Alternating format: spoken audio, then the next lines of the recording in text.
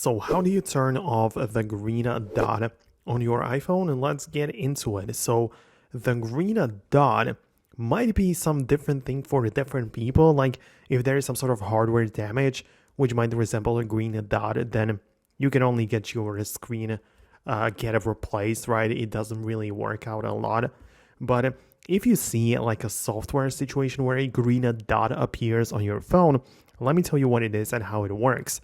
So usually whenever you open up the camera application or any other app which has access to your camera, the green dot is going to appear right there at the top of the page. So that's very useful to indicate that the app or service is actually using or has access to your camera. The point is that this is actually a feature and it is designed with this intention in mind. It is a privacy feature which lets you know if there is any service using your camera. Now, it's obvious if I open up the built-in camera app and capture a video, obviously the camera is being used, but you might be on a Safari browsing a website and some website might access your camera and you don't even know, but you do know because the green dot indicator is showing that.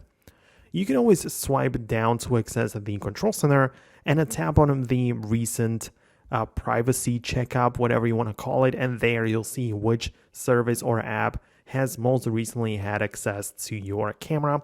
But this also includes the microphone, which is indicated by the orange or like red dot, and also the location if it has been used recently. So that's how it works. It is really a feature.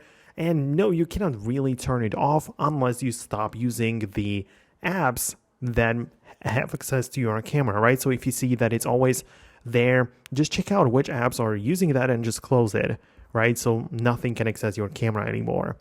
So that is going to be about it. Let me know what you think below. Most definitely subscribe for more tutorials in the future, and I'm going to catch you later.